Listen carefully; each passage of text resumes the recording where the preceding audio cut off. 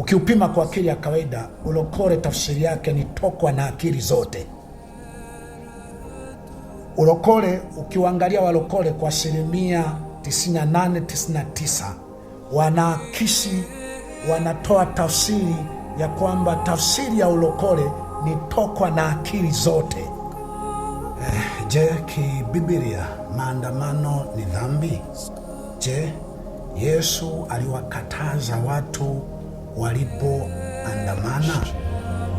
Je, maandamano ni nini? Sasa nianze tu moja kwa moja. Jibu ni hili ambalo wote naamini tunakubali. Maandamano ni kuambatana. Maandamano ni ile namna ya kushikamana, watu wawili watatu wanaelekea uelekeo mmoja, kutafuta kitu fulani au kupongeza kitu fulani au kudai kitu fulani.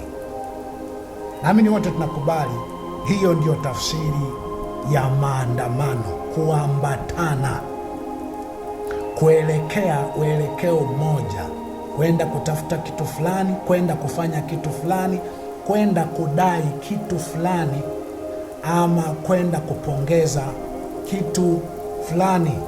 Mungu, Biblia, Yesu alikataza, anakataza kuandamana.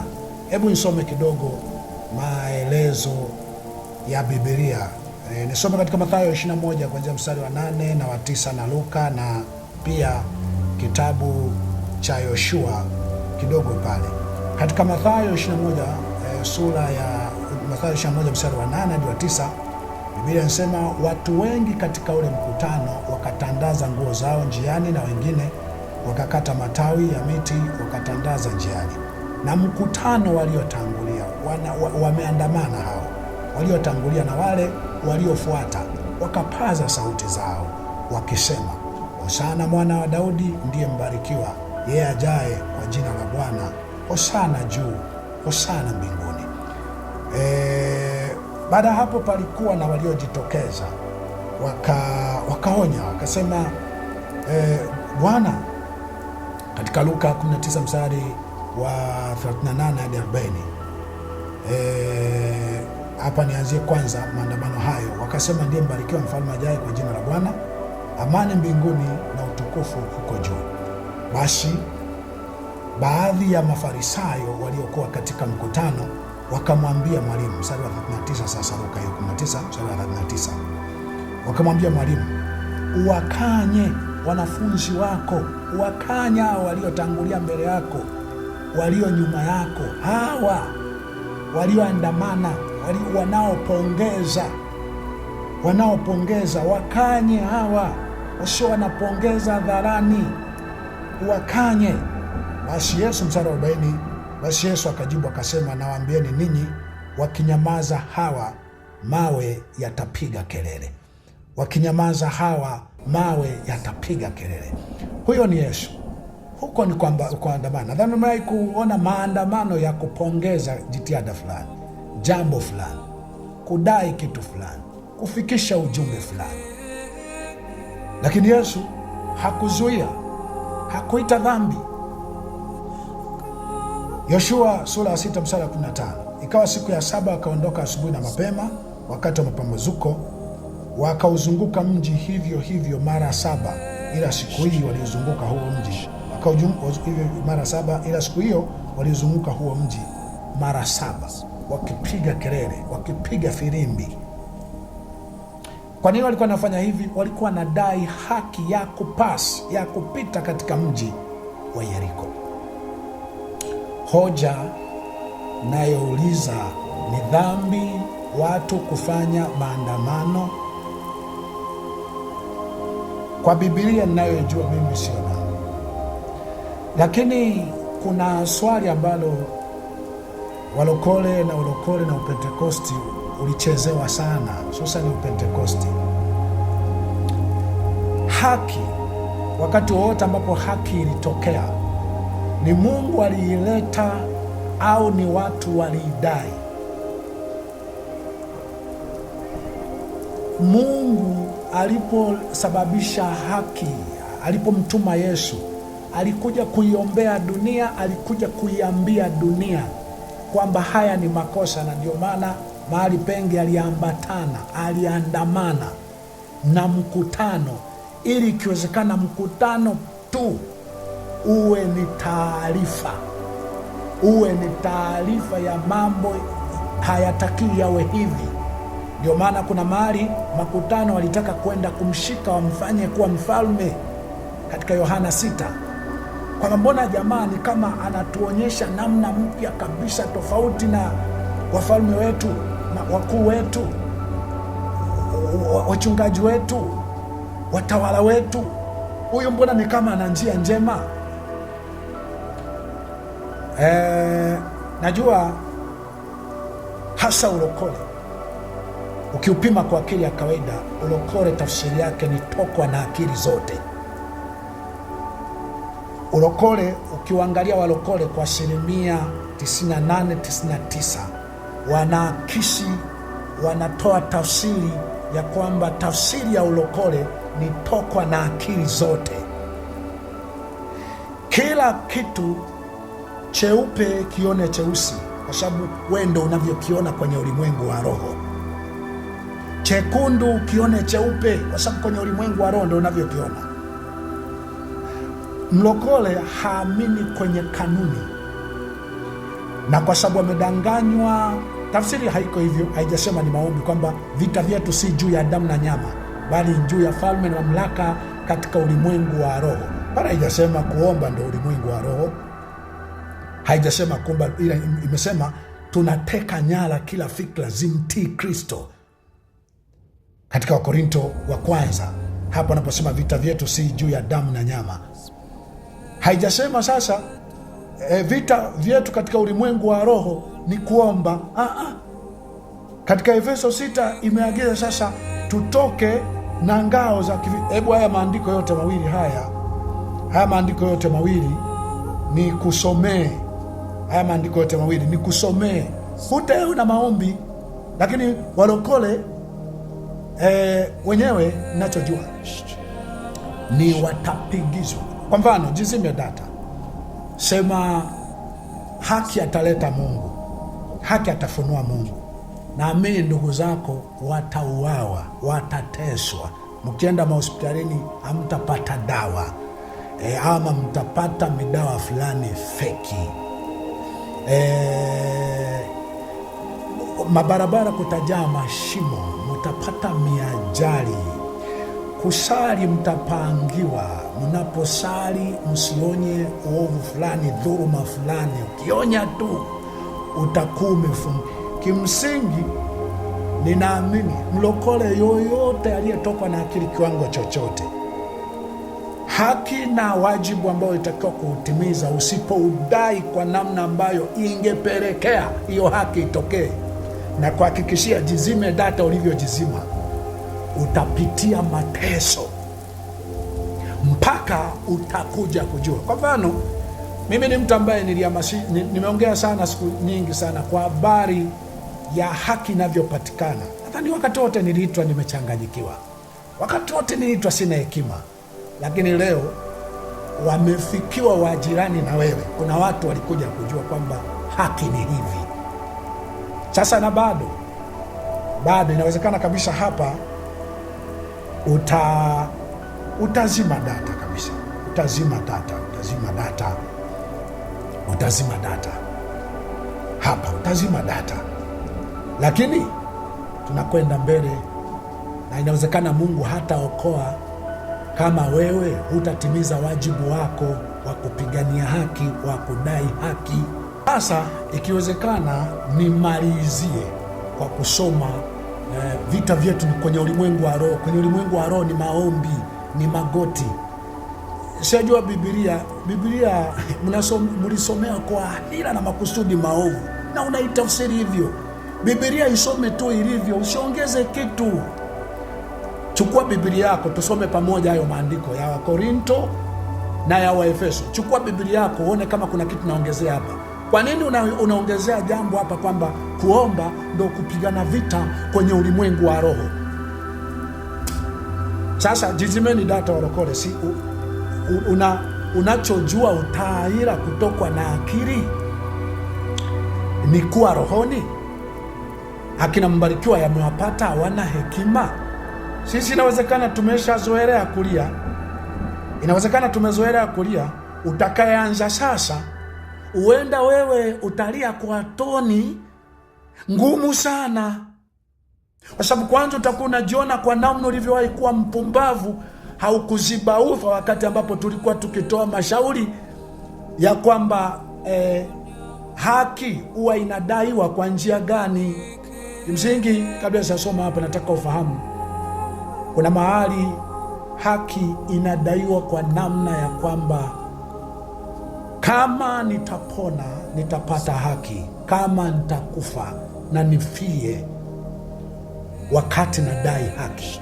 Ndio wale wakoma wanne ambao walisema tukiingia mjini tunakufa, tukikaa hapa tunakufa, acha tuende kwa Washami, wakituacha hai tutakuwa hai, wakituua tumekufa tu.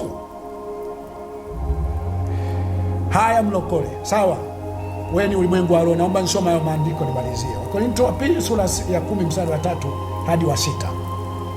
Naomba uelewe, kabla ya hapo, baada ya hapo ulikuti neno maombi, ila utakuta lilivyofafanua inasema hivi: maana ingawa tunaenenda katika mwili, hatufanyi vita kwa jinsi ya mwili, maana silaha za vita vyetu si za mwili, bali zina uwezo katika Mungu hata kuangusha ngome. Naomba uelewe, utalikuta neno maombi hapa. Kwenye Efeso kule mbele utaona kukuta maombi inavyoweza kusaidia kufikia hatima. Sio maombi ndio kupigana kwenye ulimwengu wa roho. Nakusomea hapa, nakusomea mstari wa 4: maana silaha za vita vyetu si za mwili, bali zina uwezo katika Mungu hata kuangusha ngome. 5, tunaangushaje ngome? Tunaomba, sikia, tukiangusha mawazo na kila kilichoinuka kijinuacho juu ya elimu ya Mungu, juu ya haki. Tukiangusha mawazo mabaya. Katika hii Wakorintho mazungumzo mabaya huharibu tabia njema. Mawazo mabaya huingizwa na maneno. Eva alidanganywa na nyoka kwa maneno, akawa na mawazo mabaya. Adamu alidanganywa na Eva kwa maneno, akawa na mawazo mabaya. Delila alimdanganya Samson kwa maneno, akawa na mawazo mabaya. Mtu yoyote mwenye mawazo mabaya, anayevuta bangi, anayezini, anayekunywa pombe, anayefanya jambo lolote baya, jua 100% lilianzia kusikia. Mawazo hutengenezwa, hata akili hutengenezwa. Ndio maana watu wanaenda kusikiliza shuleni. Mawazo mabaya, tukiteka nyara kila fikra na kila elimu ijinuayo juu ya elimu ya Mungu. Mungu ni tendo jema. Mawazo unayapigia kelele, jamani, jambo hili ndio jema, jamani, tuishi hivi ndio jambo jema. Kuteka nyara fikra hapa sio maombi, na hakuna neno maombi hapa. Narudia tena mstari wa 5: tunaziangushaje ngome? Vita vyetu si vya mwili, vya rohoni. Wenyewe tunapiganaje? Tukiangusha mawazo na kila kitu kijinuacho kilichoinuka kijinuacho juu ya elimu ya Mungu, na tukiteka nyara kila fikra ipate kumtii Kristo. 6, tena tukiwa tayari kupatiliza, kukomesha maasi yote, kutii kwenu kutakapotimia. Kasome kafike mwisho. Ulikuti maombi ndio kupigana kwenye ulimwengu wa roho. Jizime data. Akina Mbarikiwa hawana Mungu, yanawakuta. Mbona unalia na wewe? Utalia. Kuna kilio umelia, umejikaza, watu hawajajua. Mungu anajua haijakukolea, kwa sababu mara nyingi Mungu huruhusu kilio. Ndio njia pekee ya mtu ashike adabu, ajue alivyokuwa akikosea. Na kuhakikishia, soon utalia na utatumia lugha ya kwamba laiti ningejua, ningefungua masikio nielewe, lilikuwa neno la Mungu kila ambacho Mbarikiwa alikuwa akiongea. La sivyo, acha inyeshe tuone panapovuja. Acha tubatizwe kwa moto atafahamu haki ni nini. Efeso 6 mstari wa 10 hadi wa 18. Hatimaye mzidi kuwa hodari katika Bwana na katika uwezo wa nguvu zake. Vaeni silaha zote. Usikie hapo, vaeni silaha zote. Sio anzeni kuomba. Vita vyetu ni vya roho. Utaviona vya ulimwengu wa roho hapa. Vaeni silaha zote za Mungu mpate kuweza kuzipinga hila za shetani. 12. Kwa maana kushindana kwetu sisi si juu ya damu na nyama. Sitaki kufafanua hapa damu na nyama, lakini ukisoma maandiko hayo utafahamu damu na nyama ni nini. Ulimwengu wa roho ni nini. Kujivika hivyo vitu kwenye ulimwengu wa roho ni nini. Ukitaka ufungue data, lakini kuzima zima tu. Kwa maana kushindana kwetu, mstari wa 12, Efeso 6 sasa 12. Kwa maana kushindana kwetu si juu ya damu na nyama, bali ni juu ya falme na mamlaka, juu ya wakuu wa giza hili, juu ya majeshi ya wakuu wa giza hili, juu ya falme na mamlaka. Falme na mamlaka ni zipi? Tawala. Pengine mgogoro upo juu ya wakuu wa giza hili. Giza ni nini? Ni matendo maovu. Shetani ni watu wanaofanya mambo mabaya. Haya, jizime data. We shetani ni viruerue, ni mapopo yaliyo gizani humo, yako baharini. Sawa, twende. Juu ya majeshi ya pepo wabaya. Majeshi ya pepo wabaya ni yale yanayopiga kelele kwa mamposa. Sawa, pepo ni tabia mbaya za watu. Pepo ni tabia mbaya za watu. Ndio maana mapepo yenu haya, mtu kama alikuwa anafanya kazi, alikuwa anajua kutunza hela vizuri, akitoka na mapepo kwenye makanisa ya Kipentekosti, anakuwa hajui kufanya kazi, anakuwa hajui kutunza pesa. Pesa zote anatoa kwa mchungaji, kwa nabii, ananunua mafuta, ananunua chumvi. Huko ndo kuingiwa na pepo. Anaacha kutunza familia, pesa zote zinaishia kwenye michango, kwenye fungu la 10 kanisani, wakati fungu la 10 natakiwa na sadaka uanzie kwanza nyumbani. Biblia katika Timotheo wa kwanza sura 5 mstari wa 8 sasa, asiyetunza wa nyumbani mwake ni mbaya kuliko asiamini. Ameikana imani, na ibada njema huanzia nyumbani, sadaka nzuri. Lakini mnasema mmetokwa na mapepo mnapokuwa mmeingiwa rasmi na mapepo. Nikwambie hivi, pepo wabaya ni tabia chafu. Pepo ni wabaya ni kutokujali. Pepo wabaya ni kuwaumiza watu wengine. Hao ndio pepo. Kutokwa na mapepo ni kutokwa na tabia mbaya, kama kichana jikatakata nyembe, anapiga watu, analala kwenye majalala, anakula vitu vichafu. Tukisema pepo amemtoka, anaacha kufanya vitu vichafu vyenye madhara ama kusababisha madhara kwenye jamii. Niye pepo ni haya maruerue waliowatengenezea wazungu, ambapo ndio wanawaingiza hasa mapepo. Pepo wabaya katika ulimwengu wa roho. Ni ulimwengu wa roho ni ulimwengu usiohusiana na binadamu. Wa rohoni hatutambuliwi, lakini sisi tunatambua kila kitu. Nakuta lishati limechanika kwenye kola, koti lipana, ulichukua ni la marehemu, lisuai lipana, kiatu limepinda, lindaa limetoboka katikati, au umefunga na pini, basi wewe ndio umezama kwenye ulimwengu wa roho. Taira. Ulimwengu wa roho sisi hatutambuliwi. Ni aina ya akili tunayokuwa nayo inayofanya jambo la juu kuliko elimu zetu, jinsia zetu, umri wetu, uwezo wetu wa kifedha na kadhalika. Yesu hakusoma. Wakasema, amepataje kujua huyu mambo ambayo hakusoma? Wanafunzi wakasema, wakashangaa kwa jinsi walivyo na hekima na maarifa, na kugundua kwamba hawana elimu, hawajasoma, lakini wakajua walikuwa pamoja na Yesu. Hicho ndo hatutambulii watu wa rohoni. Lakini sasa tuna machizi, nasema mnapigana kwenye ulimwengu. Hapa na maombi hapa, mstari wa 14 anasema, basi simameni hali mmejifunga kweli viunoni. Haki, kweli, muwe ni wa kweli. Huko ndo kupigana vita kwenye ulimwengu wa roho. Muwe ni wa kweli, msiwe wanafiki. Nyeupe sema nyeupe, nyeusi sema nyeusi, mbaya sema mbaya. Basi simameni hali mmejifunga kweli viunoni na kuvaa dirii ya haki kifuani. Mtu akiangalia usiku mchana, gizani peupa na kuonu na haki. Hizo ndo silaha. Hizo ndo silaha za kupigana vita kwenye ulimwengu wa roho. 15, na kufungiwa miguu tayari tuupatao kwa njia ya injili ya amani. Utayari tunaoupata kwa njia ya injili ya amani unahubiriwa. Uwe tayari wakati unaokufaa na usiokufaa. Onya, karipia, kemea na kufundisha. Hapo ndo uwe tayari, hizo ndo silaha. 16, zaidi ya hayo mkitoa ngao ya imani, ambayo kwa hiyo mtaweza kuizima mishale yote yenye moto ya yule mwovu. Nye imani ni kule kufumba macho. Kwa imani nimeamini, napokea. Kwa imani sitakufa. Jinga tu. Daudi mwenyewe anasema sitakufa bali nitaishi niasimulie matendo makuu ya Mungu. Yupo hai.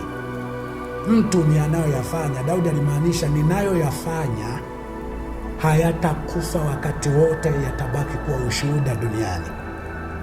Yesu alikufa, mitume walikufa, wewe ndo hutakufa. Nani amekiri hivyo yuko hai? Vitu vingine fumkeni akili, acheni mapokeo ya kipumbavu mliopokea Bwana. 17, tena ipokee chepeo ya wokovu, upanga wa Roho ambalo ni neno la Mungu. Neno la Mungu nini? Ni maneno ambayo yamebadilisha tabia za anayeongea. Sio kusoma tu maandiko. Maandiko huua na kufanya uwe libishi tu, ili hali taira. Mwisho 18 ndo anaposema mkiwa mnafanya vyote hivyo kwa sala zote na maombi, mkisali kila wakati katika Roho, mkikesha kwa jambo hilo na kudumu katika kuwaombea watakatifu wote. Maombi yanawawezesha mkiwa na silaha hizo zinapofanya kazi. Maombi yanazinoa hizo silaha. Haki hupiganiwa, hudaiwa kwa njia ambayo unajua itapatikana. Tufanye maandamano, yanaweza kuleta vifo. Dai haki, sababisha sasa haki itokee.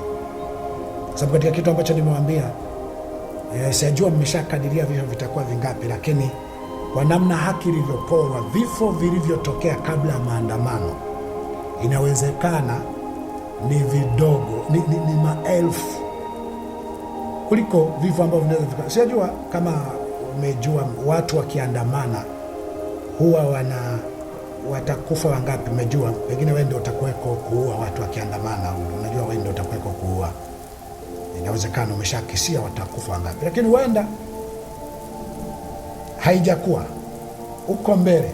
Vifo vya taratibu vinavyotengenezwa kwenye miajali ambayo haikuwa na sababu, inayotokana na mashimo, mahospitali kutokuwa na dawa, au mahospitali kuingiza dawa feki, maonezi utakayokutana nayo, kutekwa, kuuawa. Huenda hivyo vifo vitakuwa vingi kuliko hivyo ambavyo ulikuwa unajua vinaweza vikatokea, watu wakitumia njia ya aina fulani kudai haki. Wananchi, tunatimiza tu wajibu. Tunajua inawezekana kabisa hakuna utakachoelewa. Natimiza tu wajibu. Kuna siku na miaka utakuja kusema, ila kuna watu waliwahi kuongea kwa maana hii. Nilikuwa nimezima data kabisa, nimenyofua kabisa na wifi, nimekizima kabisa, nimetoa na betri kabisa, nimevitenganisha. Lakini mateso, maumivu ni mwalimu, atakuja kukufundisha na utajua ulichelewa sana. Sisi watajihukumu miaka yote ya nyuma, kwa nini hatukuchukua hatua stahiki? Kama ni kufa, tungekufa mapema kuliko haya tuliyoyaona huko mbele. Utakuja kuyaona. Majuto ni mjukuu. Nami nimenielewa sana kuhusiana na maandamano kwa mujibu wa Biblia. Sawa, mengineyo sawa. Asante kwa kunisikiliza. Hii ni sauti ya mtu aliaye kutoka mafichoni. Nasema itengeneze njia ya Bwana, nyosheni mapito yake, ili mtu atakayeteswa, atakayefungwa, atakayeuawa ama afae katika Bwana tangu sasa pate pumzika mara baada ya taabu yake. Tazama, Mungu mhukumu wa haki yu karibu kuja. Hii ni maana ya neno Maranatha.